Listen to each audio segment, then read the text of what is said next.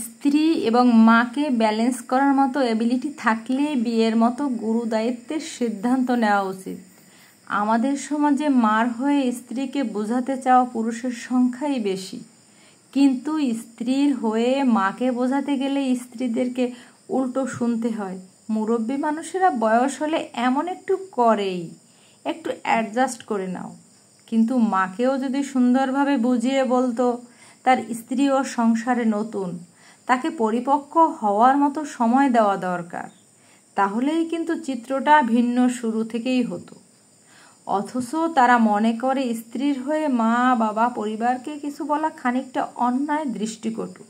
কিন্তু স্ত্রীকে চাইলেই মা, মুরব্বী, বয়স্ক মানুষ এমন করবেই, করেই।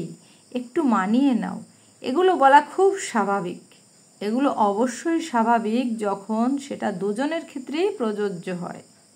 আমাদের সমাজে স্ত্রীকে প্রথম দিনেই বলা হয়, আমার পরিবারকে আমার মা বাবাকে দেখে রেখো। কিন্তু কখনো মাকে কিংবা পরিবারকে বলা হয় না, আমার স্ত্রীকে দেখে রাখবা। এই চর্চা আমাদের সমাজে নেই বলেই ঘরে ঘরে মেয়েরা নানাভাবে সাফার করে। কখন স্ত্রীর পাশে দাঁড়াতে হবে এবং কখন মায়ের কথা ভ্যালিড মনে হবে, সেইটুকু বোঝার মতো সেন্স এবং দায়িত্ব যদি না থাকে, তাহলে বিয়ের মতো সিদ্ধান্ত নেওয়া কখনোই উচিত নয়। বিয়ে কিন্তু শুধুমাত্র একটা সামাজিক দায়বদ্ধতা কিংবা সামাজিক রীতি নয়, এটা একটা ইবাদতের চেয়ে কোনো অংশে কম নয়।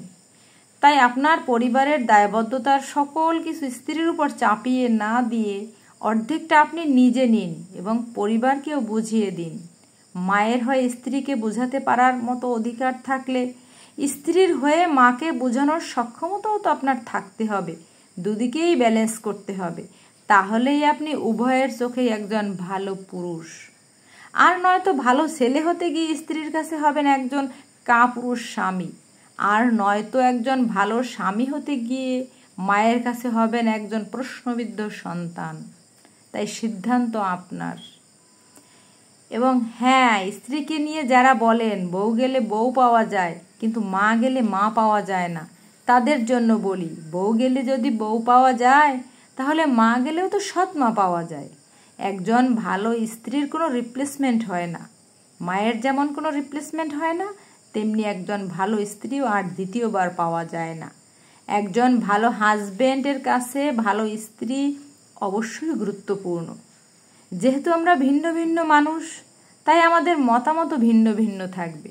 এক একজনের চিন্তা ভাবনা এবং মতের পার্থক্য অবশ্যই থাকবে। মানুষ আলাদা, তাই চিন্তা ভাবনাও আলাদা।